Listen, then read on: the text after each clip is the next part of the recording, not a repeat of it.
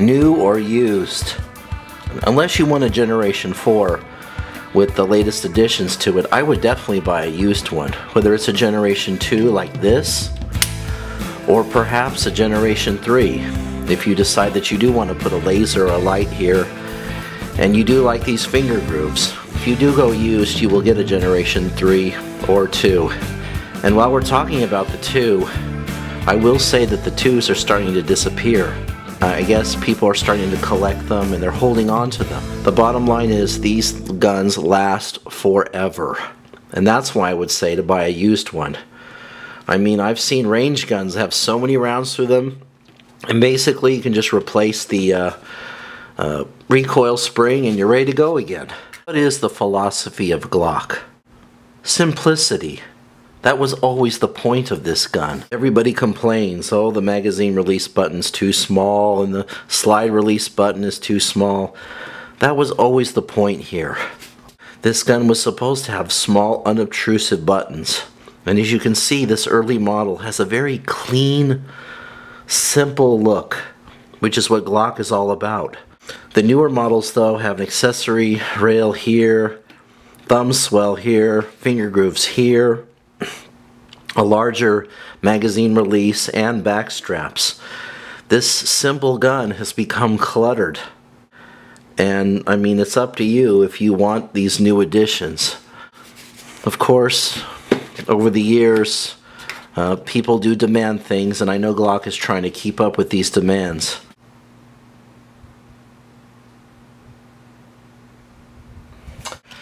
Here is a standard magazine that holds the standard 15.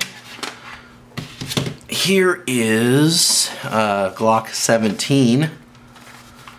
Has an extender too on the bottom as well, and of course that fits also. This is the one I've already been in here. This has a +2 on the bottom. Okay, and of course the big monster here.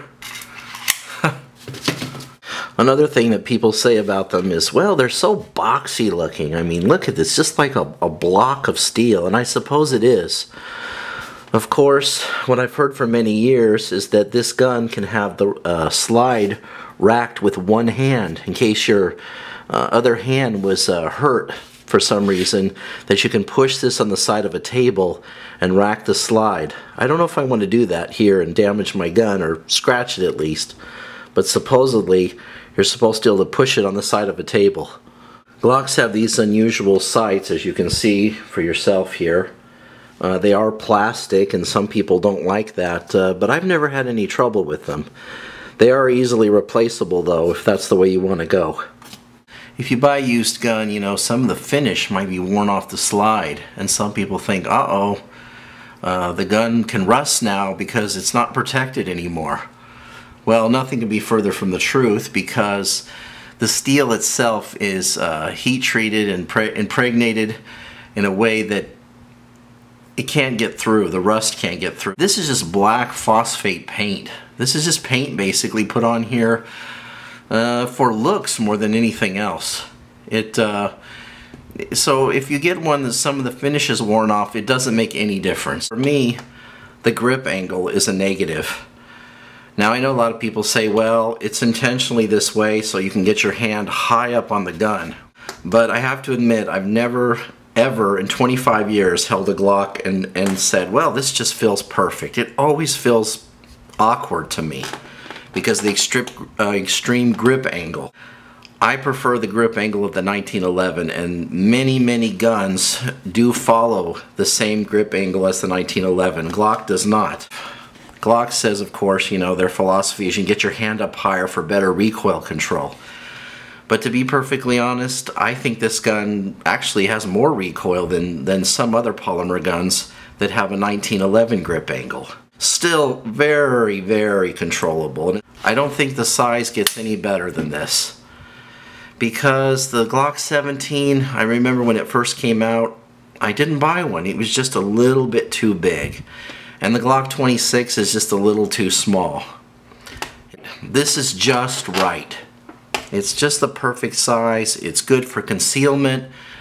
while at the same time it's big enough to be a service pistol. This gun does not have a hammer. It is a striker fired gun. You see there's no hammer here, which of course is part of the philosophy again of simplicity. There's no hammer to worry about. Is it cocked? Isn't it cocked? Do I have to decock it? That's part of the theme, back again, of simplicity of Glock. Basically, taking the gun apart is very simple. First, remove the magazine, and of course confirm that it is unloaded.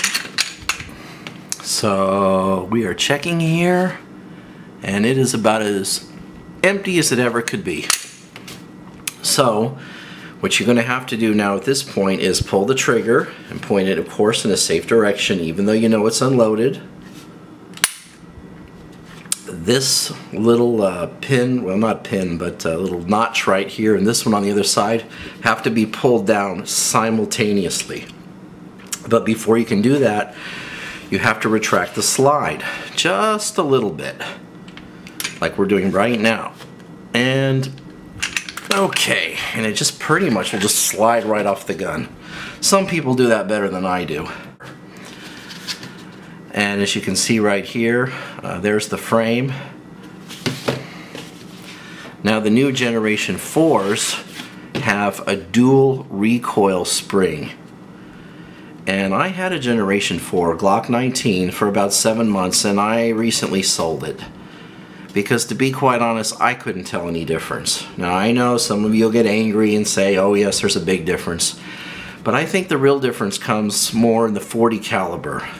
Anyway, take the recoil spring out, keep it getting away from here, and the barrel, and there you go. It's just so simple.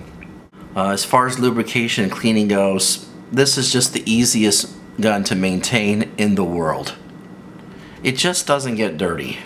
And I've heard a lot of reasons why, that a lot of the dirt is just channeled out through the sides. Perhaps that's true. I'm not exactly sure why, but that's what I've heard. Lubrication's very simple. I put oil on the barrel on the outside, also where it locks up right here. You can put a little in here, you can see a little wear, basically anywhere that it wears. I just lightly oil it, and then I like to put grease in here, though you may disagree with that, on the slide rails right here, because I noticed the grease, see it's still some on here, it just seems to last longer than the oil, and I put a little tiny bit right here. It's incredibly simple. I can't think of another gun that's as low maintenance as this is. So anyway, to reassemble it, just plop it right back in there. Because this is an area where a lot of people make a mistake, and they have to put it down into the second notch down in here. Some people just put it up on this first little ledge here, and it doesn't work right. So you want to push it in here, and I don't know if this is going to show up or not, and you get a little force here and put it into the second notch.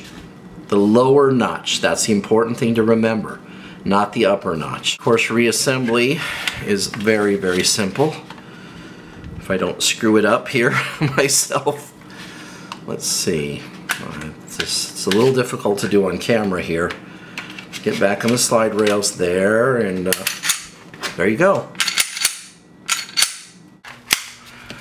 Should I buy a Glock 19? Hell yes! It makes a terrific first gun. It's not too expensive, the ammunition's not too expensive, there's not much recoil, it's incredibly reliable, maintenance is just about nothing. And don't listen to the Glock haters, because you know how that goes. When you're number one, everyone wants to knock you down. So this video is primarily for new shooters, and if you're not a new shooter, don't bust my ass about every little detail, because I'm just a person like you, and I might have made some mistakes here, but I tried to do the best I could.